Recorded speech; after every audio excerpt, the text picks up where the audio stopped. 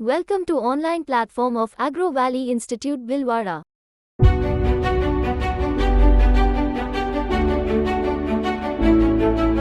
Hello dear students, Agro Valley Institute के online platform पर आपका हार्दिक अभिनंदन। मैं मनोज पवार अब आपको पढ़ाऊंगा केमिस्ट्री।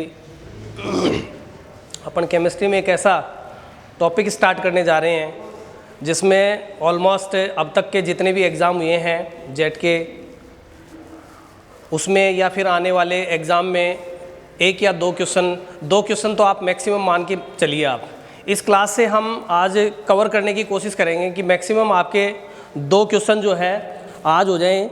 मतलब आपको जो है आज की क्लास के बाद आपको 38 क्वेश्चन के लिए तैयारी करनी है केमिस्ट्री में। 2 क्वेश्चन आज अपन कवर कर लेंगे यहाँ इस क्लास में, आपके 2 क्वेश्चन कवर हो जाएंगे। इसके बाद में जो तैयारी करेंगे अपन वो 38 क्वेश्चन के लिए करेंगे। और ये जो टॉपिक है ये ऐसा है कि आप किसी ऑल ओवर कंपटीशन में इसके अलावा और भी कोई कंपटीशन देते हो तो ये टॉपिक से प्रश्न आना ही आना है। भले ही आपने जितने भी एग्ज़ाम के पेपर देखे हैं या देखेंगे उसमें आपको संकरण से रिलेटेड क्वेश्चन मिलेंगे। तो अपन अब स्टार्ट करते हैं। टॉपिक अपना आज का संकरण, हाइब्रिडाइजेशन। ये टॉपिक वैसे तो लेंथी टॉपिक है, लेकिन अपन इसको अपने जो एग्ज़ाम है उसमें ऑब्जेक्टिव क्वेश्चन आएंगे तो अपने को एक ऐसी कोई ट्रिक्स यूज़ करेंगे जिससे अपन शॉर्टली इसको सॉर्ट आउट कर सकें। तो संकरण को समझने से पहले बेटा अपन देखते हैं पी ब्लॉक। ये पी ब्लॉक का आना आपको ज़रूरी है और पी ब्लॉक आपके 11th क्लास से ही आवर्त सारणी जो है, या मैं यूँ कहूँ कि 9th क्लास से ही आवर्त सारणी आपको पढ़नी होती है। पी ब्लॉक में भी अपन इसको भी एज ए ट्रिक से याद करेंगे।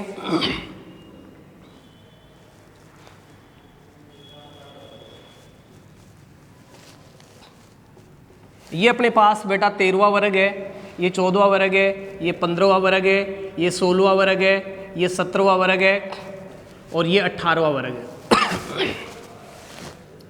यदि आपको संकरण नहीं आता है तो आने वाली 20-30 मिनट के बाद ये समझें, आप कंपैरिजन करके देखें कि मुझे पहले क्या आ रहा था और अब क्या आ रहा है। पेपर को भी सॉल्व करके देखें इसके बाद कि सर ने जो बताया है वो वहाँ से प्रश्न आ रहा है या नहीं आ रहा है।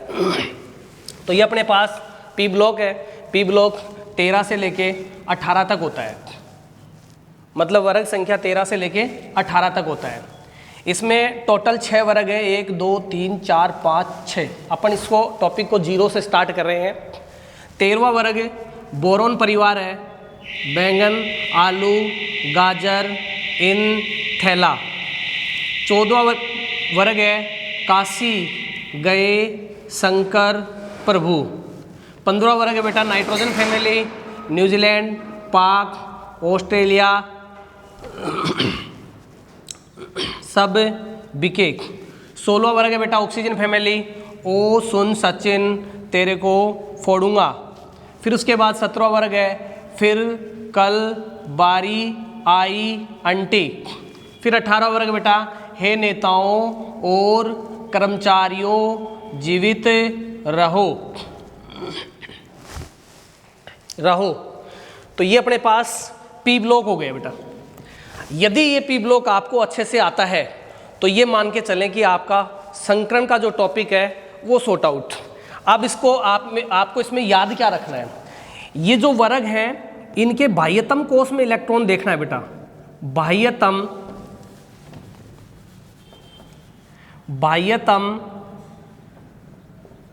कोश में इलेक्ट्रॉन, बाह्यतम कोश में इलेक्ट्रॉन। देखो वैसे अकॉर्डिंग टू पैटर्न की यदि बात करें कि बाह्यतम कोश में इलेक्ट्रॉन कितने होंगे, जैसे मैं बोरोन की एक एग्जांपल के तौर पे बोरोन की बात करता हूँ।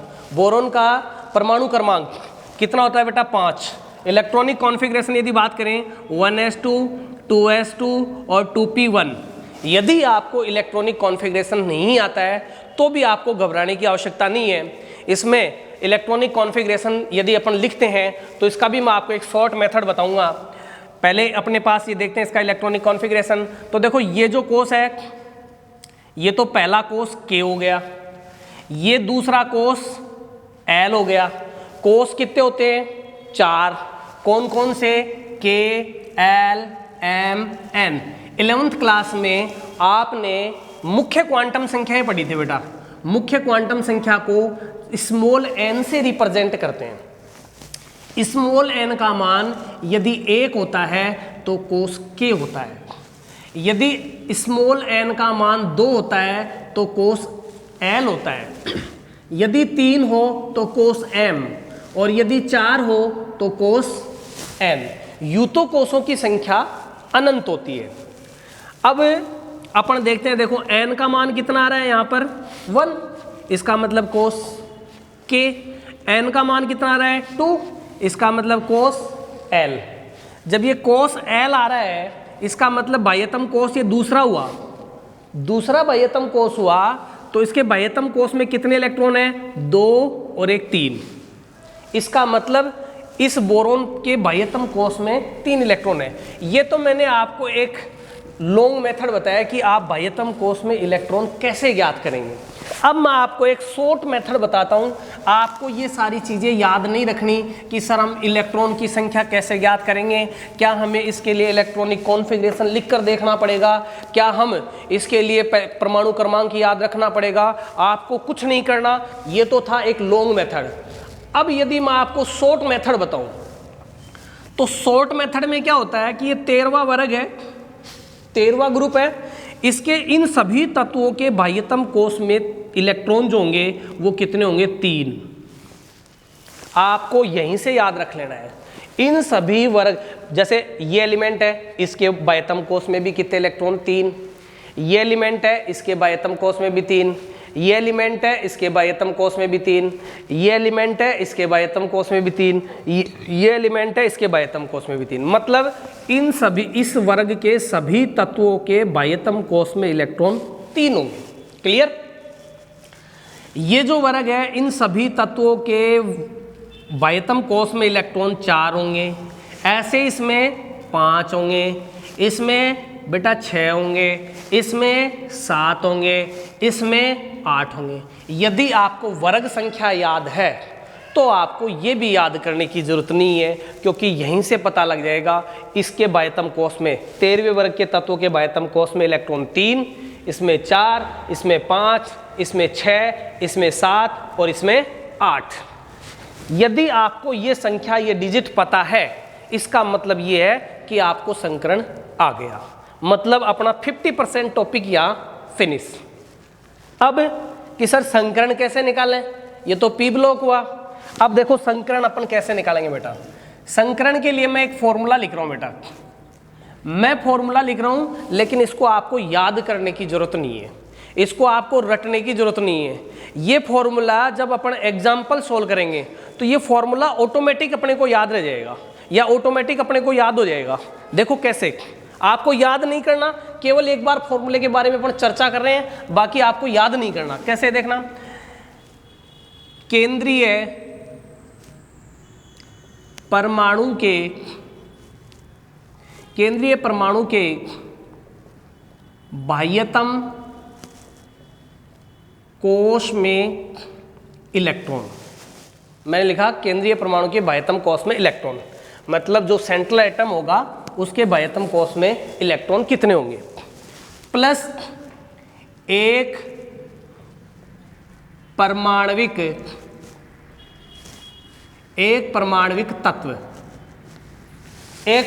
तत्व भी मैं लिख ही देता हूं, उसके अलावा कोई नहीं, FCl, Br, I और H। ऑक्सीजन को काउंट नहीं करेंगे। फिर उसके बाद में बेटा प्लस ऋण आयन, और फिर उसके बाद बेटा प्लस धन आयन। देखो केंद्रीय परमाणु के बाह्यतम कोश में इलेक्ट्रॉन की संख्या और एक परमाणविक तत्वों की संख्या, इनको जोड़ेंगे, उसमें ऋण आयन जोड़ेंगे और उसमें धन आयन जोड़ेंगे, सॉरी धन आयन को माइनस करेंगे, और इन सब में प्लस माइनस करने के बाद 2 का भाग लगाएंगे, 2 से डिवाइड करेंगे। अब बहुत सिंपल है, इसको देखकर ऐसा लग रहा होगा कि सर आपने तो बहुत बड़ा फॉर्मूला लिख दिया, ये कैसे याद करेंगे।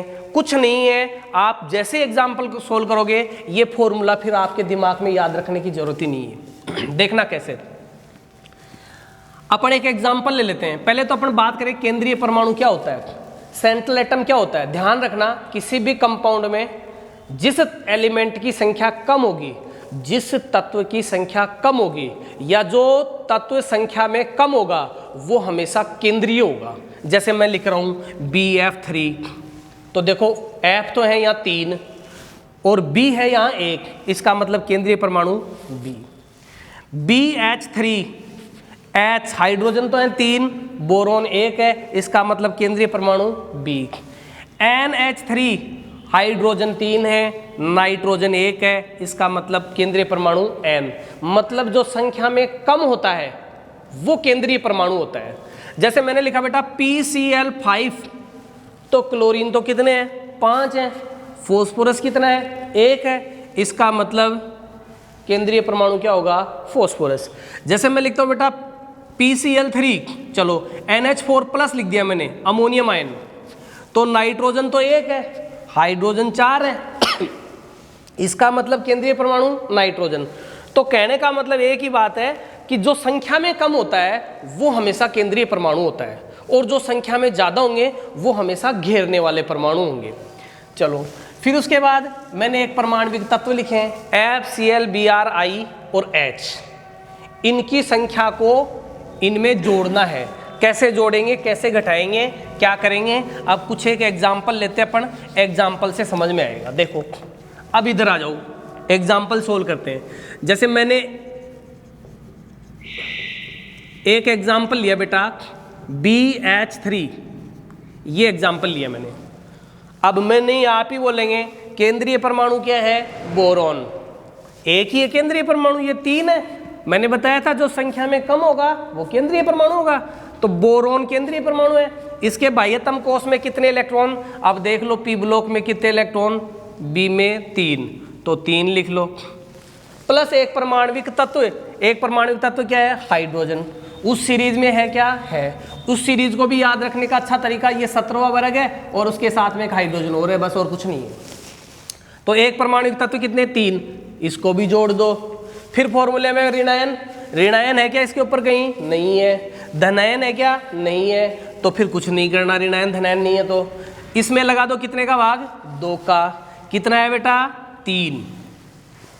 ध्यान रखना इन सब में 2 का भाग लगाने पर कट पिट के यदि वैल्यू 3 आती है, सॉरी 2 आती है तो संकरण sp होगा, 3 आती है तो sp2 होगा, 4 आती है तो sp3 होगा, 5 आती है तो sp3d होगा, 6 आती है तो sp3d2 होगा और 7 आती है तो sp3d3 होगा। ये वैल्यू कितनी आ रही है, 3, तो संकरण क्या होगा बेटा, sp2। इसका मतलब sp2 संकरण होगा। ये भी आपको रटना नहीं है, इसको भी याद रखने का क्या मेथड है। देखो 2 वैल्यू आ रही है ना, इसका मतलब एक S और एक P, एक और एक 2 गए ना। मान लो वैल्यू 3 आ रही है और आप संकरण क्या कर रहे हो, sp। उत्तर की जांच हो गई, आंसर की जांच हो गई। कैसे जांच हो गई, 3 के लिए तो इसका 2 ही हुई ना, इसके कोऑर्डिनेशन नंबर 2, 1 और 1 2, तो इसका मतलब ये तो नहीं है, sp2 कर दो इसको, 2 और 1 3, अब सही है। चलो इसका देखो 1 और 1 2, 2 और 1 3, 3 और 1 4, 3 4 5, 3 2 5 और 1 6, 3 3 6 और 1 7। इसका मतलब ये हुआ यदि आपको ये वैल्यू दे दें तो आप संकरण बता सकते हो। यदि आपको ये संकरण दे दें तो आप ये वैल्यू बता सकते हो। ये वैल्यू को क्या बोलते हैं, समन्वय संख्या, कोऑर्डिनेशन नंबर। मतलब आपको कोऑर्डिनेशन नंबर दे दें तो आप संकरण बता सकते हो। अच्छा, मैंने किसी बच्चे से पूछा कि बेटा कोऑर्डिनेशन आपको 5 दिया गया है कोऑर्डिनेशन नंबर, अब आप इसके लिए संकरण बताओ। वो बच्चा बोल रहा है कि सर इसके लिए संकरण sp3d2 होगा। क्या ये संकरण सही है? आप खुद ही कैलकुलेट करके देख लो।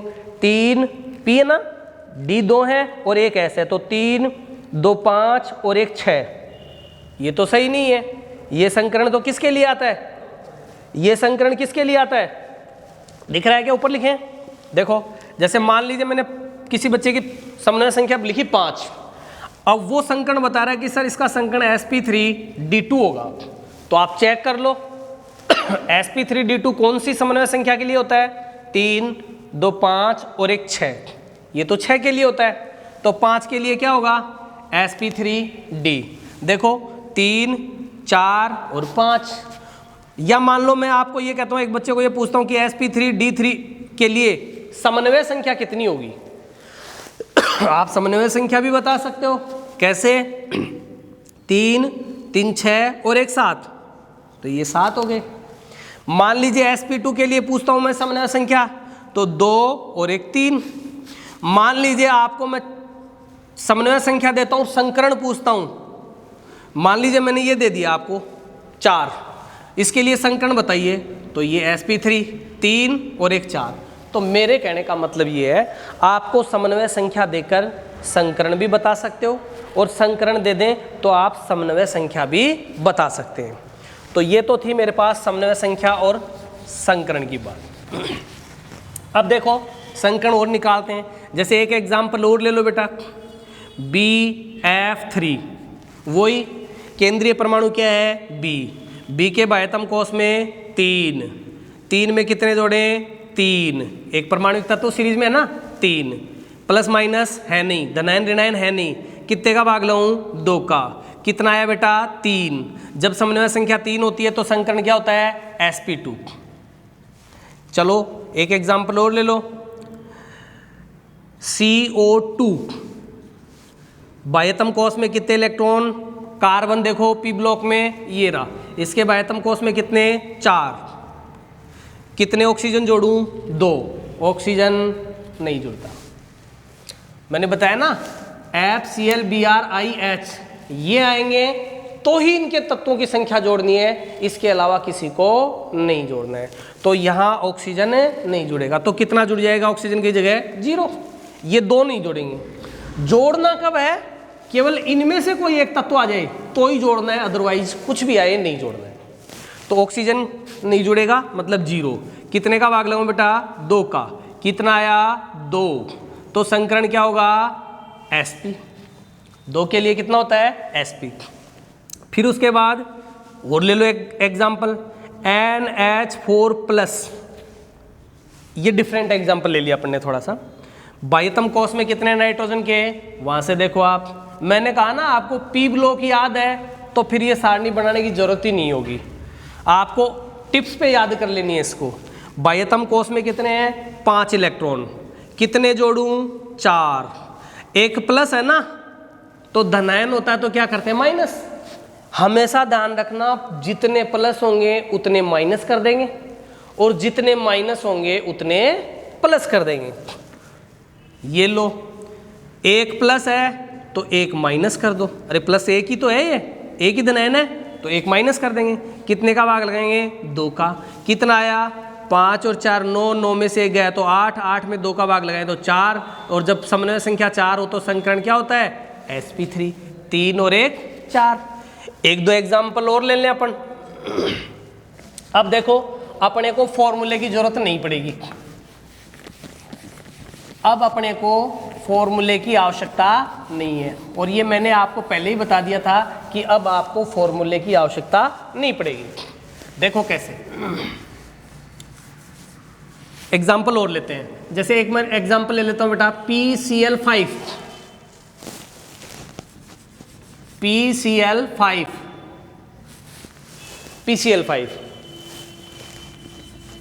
ज्यादा ऊपर जा रहा है क्या? नहीं दिख रहा क्या? PCl5, ठीक है। अब PCl5 में केंद्रीय परमाणु क्या है? P। बताया था ना जो संख्या में कम होगा वो केंद्रीय परमाणु होगा। तो इसके बाह्यतम कोश में कितने बेटा? 5। देख लो, P एरा बाह्यतम कोश में 5। कितने जोड़ूं? 5। कितने का भाग लगाऊं? 2 का। कितना आया बेटा? 5। 5 के लिए समन्वय संख्या संकरण कौन सा होता है? sp3d। बोलो समझ में आया कि नहीं आया? अब अपन कुछ एग्जाम्पल और सोल्व करते हैं।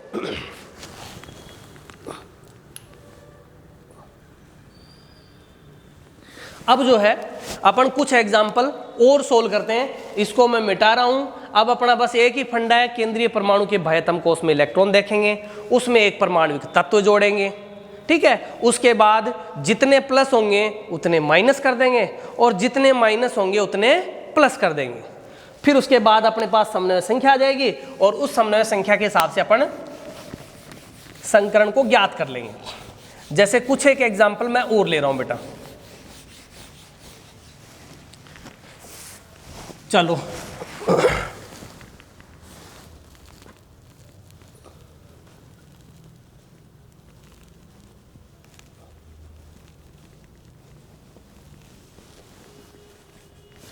चलो ध्यान दो, कुछ एक एग्जाम्पल अपन और ले लेते हैं।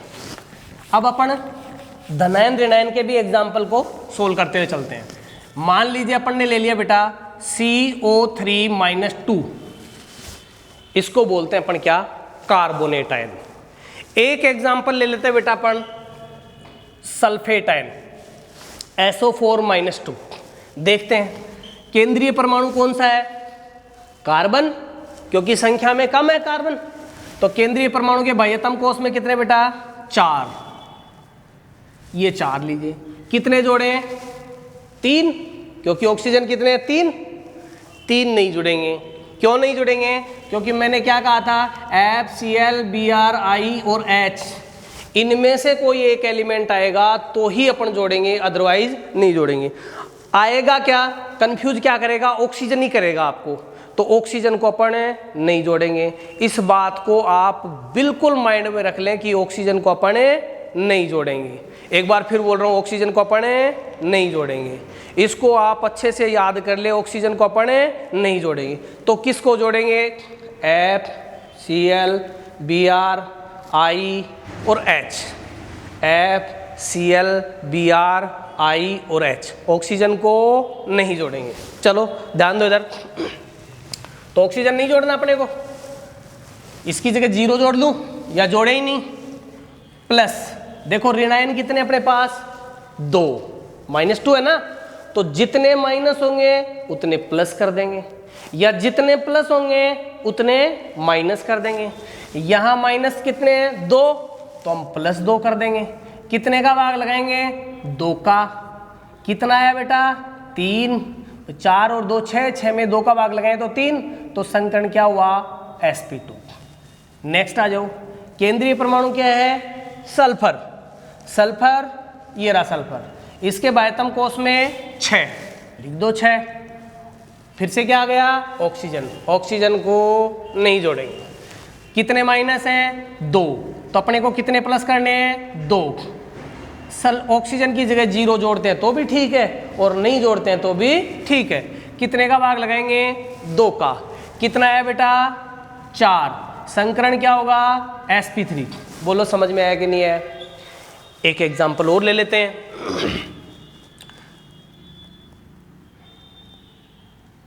एक एग्जांपल और ले लो आप। जैसे अपन ले लेते हैं SF4, SF4 का ले लेते हैं। बोलो केंद्रीय परमाणु क्या है, सल्फर, इसके बाह्यतम कोश में 6। कितने फ्लोरीन है, 4, तो कितने जोड़ू बेटा, 4। कितने का भाग लगाऊं, 2 का। कितना आया सर, 5, तो 5 आया तो संकरण क्या होगा सर, 5 आता है तो संकरण sp3d।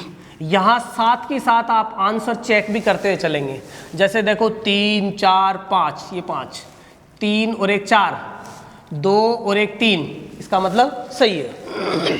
और ले लो, बहुत सारे एग्जाम्पल हैं। SF6 ये लिया अपन ने, बाह्यतम कोश में सल्फर के कितना आएगा, 6। कितने जोड़ूं इसमें, इसमें कितने जोड़ू बेटा, 6। कितने का भाग लगाऊं, 2 का। कितना है बेटा, 6। इसका मतलब 6 आता है तो संकरण sp3d2, 2 और 3 5 और 1 6। ये एग्जाम्पल हो गए इसके। और बहुत सारे एग्जाम्पल हैं। NH3 ले लो, बाह्यतम कोश में 5। कितने जोड़ूं, 3। कितने का भाग लगाऊं, 2 का। कितना आया, 4, तो संकरण क्या होगा बेटा, sp3। और बहुत सारे एग्जाम्पल हैं, NH2 माइनस, NH2 माइनस केंद्रीय परमाणु क्या है बेटा, नाइट्रोजन। नाइट्रोजन के बाह्यतम कोष में कितने, 5, कितने जोड़ूं, 2, एक माइनस है ना तो एक प्लस, प्लस हो तो जितने प्लस होंगे उतने माइनस कर देंगे और जितने माइनस होंगे उतने प्लस कर देंगे। तो एक माइनस है तो एक प्लस कर लो, कितने का भाग लगाओ, 2 का, कितना है बेटा 4, 5 2 7 और 1 8, 2 का भाग लगाए तो 4, तो संकरण क्या होगा बेटा sp3। देखो बहुत सिंपल है, संकरण से जो प्रश्न आएगा आपके वो क्या क्या पूछ सकता है, वो लोन पे संकरण पूछ सकता है। पहला प्रश्न तो सीधा सीधा यही है कि यौगिक दे देगा आपको, कंपाउंड दे देगा कि NH3 में क्या संकरण होगा, BF3 में क्या, और आपका पेपर तो बहुत सिंपल पेपर आता है। बस थोड़ी सी दिक्कत कहाँ होती है कि आप एजी साइड से होते हो, इसलिए आपको केमिस्ट्री थोड़ी सी टिपिकल लगती है, और गवर्नमेंट ने सिस्टम ऐसा बना रखा है कि आपको एजी केमिस्ट्री पढ़ा रहे हैं और जेट में आपको जर्नल केमिस्ट्री पूछी जाती है, तो फिर आपको वहाँ थोड़ी सी समस्या का सामना करना पड़ता है। लेकिन अपन जो केमिस्ट्री पढ़ रहे हैं वो तो ये मान लो बिल्कुल ट्रिक बेस्ड केमिस्ट्री पढ़ रहे हैं, इसमें जर्नल और एजी का कोई बच्चे का कोई रोल नहीं है। जैसा जर्नल बच्चा समझ पाएगा वैसा ही आप समझ पाएंगे। तो यहाँ से अपन एक एग्जाम्पल और ले लो, चलो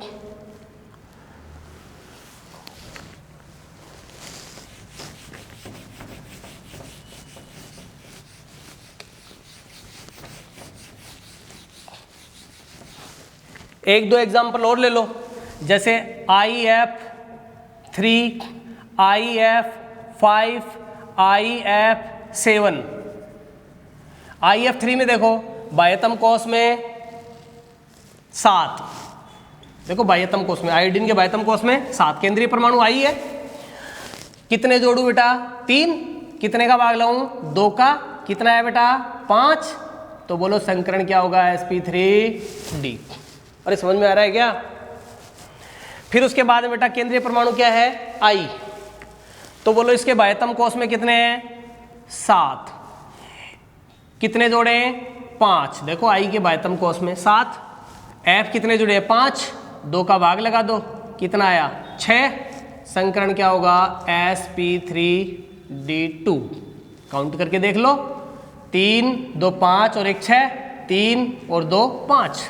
IF7 में देख लो बाह्यतम कोष में I के 7, कितने जोड़ूं 7, कितने का भाग लगाऊं 2 का, कितना है बेटा 7, तो संकरण क्या होगा sp3d3, 3 और 3 6 और 1 7। तो ये था आपका संकरण का टॉपिक। इसमें आपको कहीं कन्फ्यूजन हो, यदि आपको कहीं कन्फ्यूजन होगा, जैसे मैंने आपको एक एग्जांपल दे दिया कि I3 माइनस में संकरण बताओ, अब यहां आपको दिक्कत हो सकती है। दिक्कत है नहीं, केवल समझने की दिक्कत है। ये कैसे है, जैसे मैंने I3 माइनस दे दिया कि सर यहां ये नहीं पता कि घेरने वाला परमाणु कौन सा है, यहां ये नहीं पता कि केंद्रीय परमाणु कौन सा है, तो देखो I3 माइनस को बेटा मैं कैसे लिख सकता हूं I और I, ये नेगेटिव साइन लगा दिया, तो ये तो क्या हो गया केंद्रीय परमाणु, और केंद्रीय परमाणु के बाह्यतम कोष में कितने इलेक्ट्रॉन है 7, घेरने वाले परमाणु ये 2 गए, तो कितने जोड़ूंगा 2, एक माइनस चार्ज लगा हुआ है, तो जितने माइनस होते हैं उतने प्लस कर देते हैं और जितने प्लस होते हैं उतने माइनस कर देते हैं। तो एक माइनस है तो मैं इसको एक प्लस कर दूंगा, कितने का भाग लगाऊंगा 2 का, कितना आ गया बेटा 5, और जब 5 आएगा तो संकरण क्या होगा sp3d। ये ध्यान रखना I3 माइनस ही नहीं, I3 प्लस भी हो सकता है, I3 प्लस भी हो सकता है, तो भी निकाल लेंगे। कैसे निकालेंगे, वही 3 I हो गए, तो एक I तो सेंटर में रहेगा और 2 I इसको घेरेंगे, सेंटर वाले पे पॉजिटिव साइन है, तो बेटा इसके बाह्यतम कोष में यहाँ से है 7, कितने जोड़ूं 2, एक तो ये रहा और एक ये रहा, मतलब मैं इस I3 को I2 प्लस भी लिख सकता हूँ, एक ही बात है, या फिर इसको I3 प्लस कर दूं, तो कितने जोड़ूं 2। अब एक प्लस है तो मैंने बताया जितने प्लस होंगे उतने माइनस कर देंगे, एक प्लस है तो एक माइनस कर देंगे, और कितने का भाग लगा देंगे 2 का, कितना आ गया बेटा 4, तो संकरण क्या होगा sp3। अब ये जो टॉपिक है इसमें एग्जाम्पल तो और भी बहुत सारे बनते हैं। तो ये था अपना टॉपिक संकरण। मैं आपको बीच में बताते बताते रह गया। यहाँ से जो क्वेश्चन पुटअप होता है वो एक तो बेटा सीधा प्रश्न पूछ लेता है कि सीधा सीधा प्रश्न आ गया कि संकरण बताइए। फिर उसके बाद संकरण के बाद वो पूछ लेता है कि ज्यामिति क्या होगी। ये जैसे संकरण बताया आपको, वैसा एक ही क्लास में एक ही मेथड बताएंगे ज्यामिति का, आपके ज्यामिति क्लियर हो जाएगी। जैसे त्रिकोणीय समतलीय है, पिरामिडीय है, इसकी आकृति पिरामिडीय चतुष्कोणीय है, इसकी आकृति षटकोणीय है, पिरामिडीय अष्टफलकीय आकृति है, या यूँ कहें कि द्विपिरामिड त्रिभुज आकृति है। आकृति पूछता है वो कि इसकी आकृति कैसी होगी। और उसका एक बहुत पेट एग्जाम्पल है CLF3। ये आज तक बहुत परीक्षाओं में आया है। इसकी आकृति पूछता है और संकरण पूछता है। तो संकरण तो अपन पैटर्न बताया आपको, उससे निकाल लेंगे।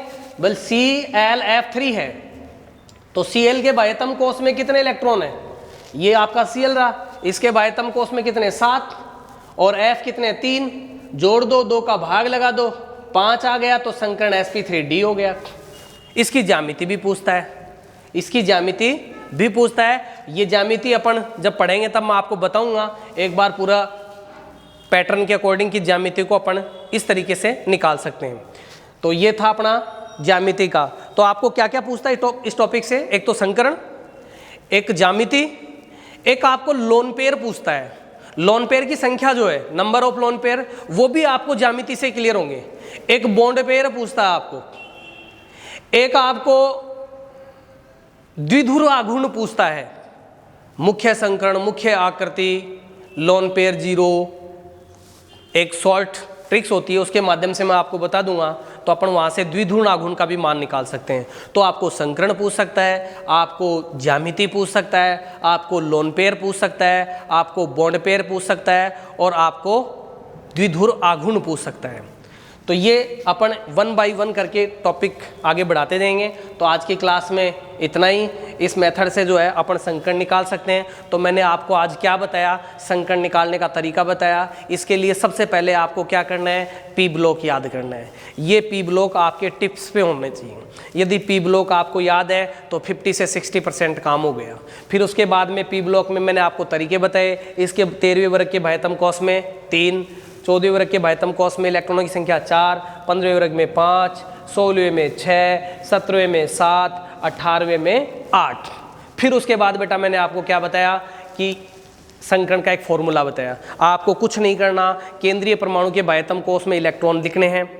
फिर उसके बाद में FCl BrIH इन तत्वों की संख्या लिखनी है, केंद्रीय परमाणु के साथ जुड़े तत्वों की संख्या लिखनी है, और जितने प्लस हैं उतने माइनस कर देने हैं, और जितने माइनस हैं उतने प्लस कर देने हैं, और उनमें 2 का भाग लगा देना है। यदि कोऑर्डिनेशन नंबर, यदि समन्वय संख्या का मान 2 आता है तो संकरण sp होता है, 3 आता है तो sp2 होता है, 4 आता है तो sp3 होता है, 5 आता है तो sp3d होता है, 6 आता है तो sp3d2 होता है, और 7 आता है तो sp3d3 होता है। ये भी आपको रटना नहीं है, इसको भी मैंने बता दिया।